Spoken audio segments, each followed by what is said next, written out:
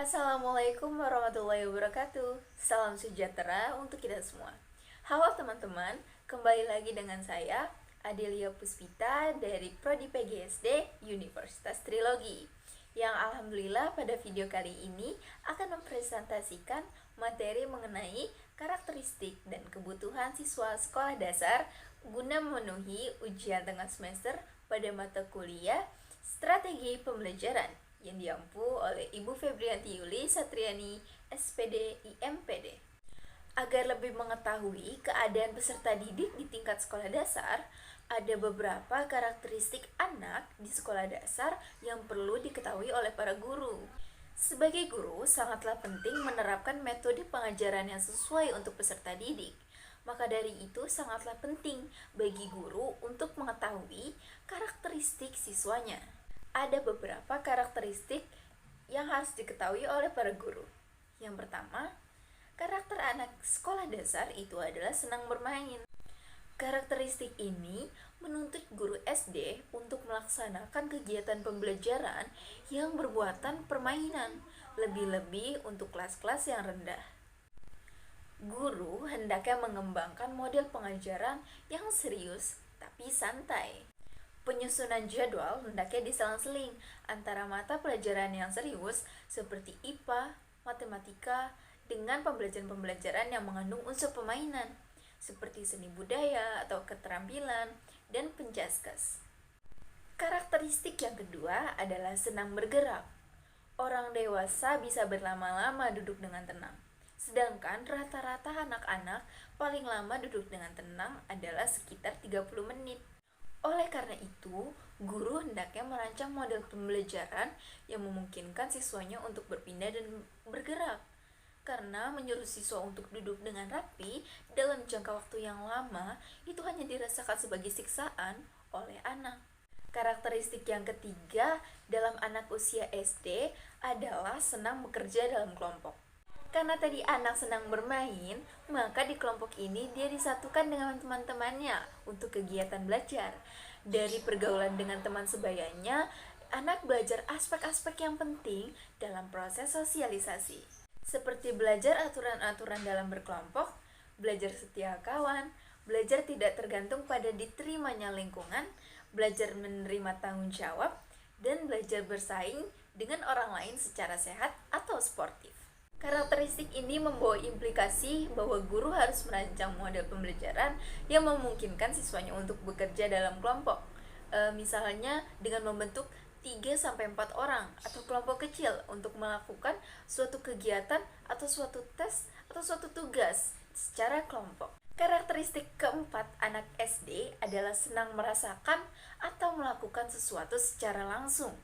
Bagi anak SD, penjelasan tentang materi akan lebih dipahami jika siswa itu melakukannya sendiri. Sama halnya dengan memberi contoh bagi orang dewasa. Dengan demikian, guru hendaknya merancang model pembelajaran yang memungkinkan para siswa untuk terlibat secara langsung dalam proses pembelajaran. Contohnya, anak akan lebih mudah mengetahui arah mata angin dengan kita membawa mereka keluar kelas dan kita menunjukkan arah-arah mata angin yang benar.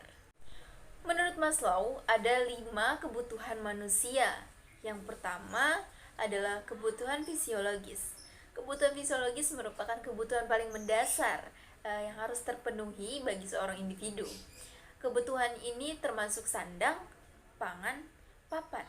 Seperti bisa kita terapkan ada program makan siang bersama, kemudian menyediakan ruang kelas dengan kapasitas dan temperatur yang tepat, kemudian ada menyediakan kamar mandi atau toilet dengan jumlah yang seimbang dengan jumlah siswanya.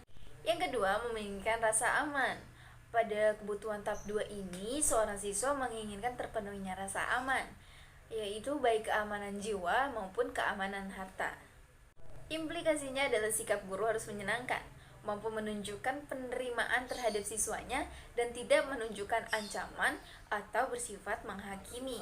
Lebih banyak memberikan penguatan perilaku atau reinforcement melalui pujian atau ganjaran atas segala perilaku positif siswa daripada memberikan hukuman atas segala perilaku negatif siswa. Yang ketiga, menginginkan kasih sayang. Guru dapat menampilkan ciri-ciri kepribadian yang empatik, peduli dan interest kepada siswa, sabar dan adil, terbuka serta dapat menjadi pendengar yang baik. Guru dapat menerapkan pembelajaran individu dan dapat memahami siswanya, baik dari kebutuhan, potensi dan minat, karakteristik kepribadian, dan latar belakangnya. Yang keempat, memperoleh penghargaan.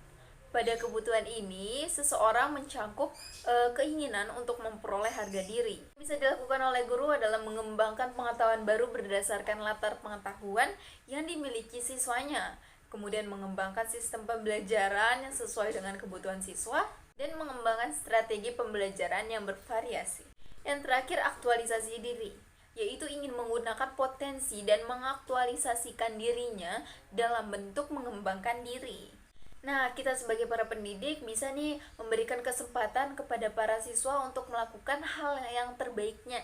Kemudian memberikan kebebasan kepada para siswa untuk menggali dan menjelajah kemampuannya dan potensi yang dimilikinya. Dan bisa menciptakan pembelajaran yang bermakna dikaitkan dengan kehidupan nyata. Di samping memperhatikan karakteristik anak usia SD, implikasi pendidikan dapat juga bertolak dari kebutuhan peserta didik. Pemaknaan kebutuhan SD dapat diidentifikasikan dari tugas-tugas perkembangannya. Tugas-tugas perkembangan adalah tugas-tugas yang muncul pada saat atau suatu periode tertentu dari kehidupan individu. Dan jika berhasil akan menimbulkan rasa bahagia dan membawa arah keberhasilan dalam melaksanakan tugas-tugas berikutnya. Dengan demikian, pemahaman terhadap karakteristik peserta didik dan tugas-tugas perkembangan anak SD dapat dijadikan titik awal untuk menentukan tujuan pendidikan di SD dan untuk menentukan waktu yang tepat dalam memberikan pendidikan yang sesuai dengan kebutuhan perkembangan anak itu sendiri. Baiklah, sekian presentasi dari saya mengenai karakteristik dan kebutuhan siswa sekolah dasar. Kurang lebihnya mohon maaf. Wassalamualaikum warahmatullahi wabarakatuh.